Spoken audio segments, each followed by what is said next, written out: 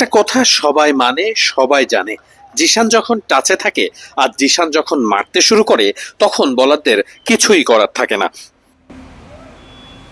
বাংলাদেশ এ দলের হয়ে তিনি অস্ট্রেলিয়া যাচ্ছেন। অস্ট্রেলিয়ায় মেলবোর্ন, অ্যাডিলেডের মতো বড় বড় দলগুলোর বিপক্ষে মাঠে নামবেন। বড় ম্যাচে মাঠে নামার আগে জিশানের খেলার ধরন কি বদলে যাবে? এই বলটা কি বলে? বার্তাটা খুবই পরিষ্কার। যাই হোক না কেন, জিশান ধরে রাখবেন তার আক্রমণাত্মক ব্যাটিং। অন্তত এইচপির বিপক্ষে তার ব্যাটিং তাই বলে।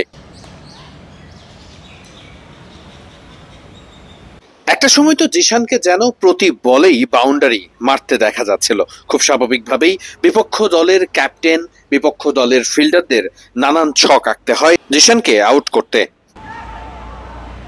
বল মিস করা সত্ত্বেও জিশান নিজের চিরাচরিত যে খেলা সেটা পরিবর্তন করেননি, অর্থাৎ পরের বলেই আক্রমণ করে বসেন। দুর্দান্ত কাটশট, রীতিমতো থ মেরে দেখা ছাড়া আর কিছুই করার নেই বোলারের। গত এনসিএল এর সময় সেঞ্চুরি করে রীতিমতো শোরগোল ফেলে দেন জিশান আলম। এর আগে থেকেই গণমাধ্যমগুলোতে অনেক রিপোর্ট ছিল জিশানকে নিয়ে, যেখানে জিশানের মূল পরিচয় তিনি অতি আক্রমণাত্মক ব্যাটিং করতে পছন্দ করেন। হ্যাঁ, সমস্যাটা এখানেই। এই বলটাই দেখুন, বাউন্ডারি লাইনে একজন ফিল্ডার থাকা সত্ত্বেও যেই জায়গাটাতে এই বল ছয় মারা যায় না সেটাও চেষ্টা করেছেন জিশান, আর সেখান থেকেই আউট হয়ে ফিরতে হয়েছে প্যাভিলিয়নে। জিশান যখন আউট হয়ে প্যাভিলিয়নে ফিরে গেছেন তার পরপরই দলের রীতিমতো ধস নেমে গেছে।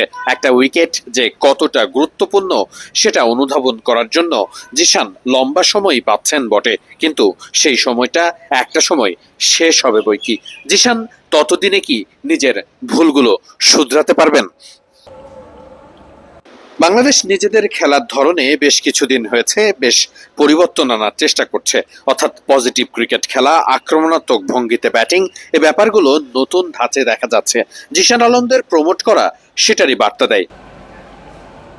প্রথম ম্যাচে জিশান শুরু করেছেন ভালো, অন্যান্য সব ম্যাচের মতোই জিশান চিরাচরিতভাবেই অপ্রস্তুত সব শট খেলে আউট হয়ে যান।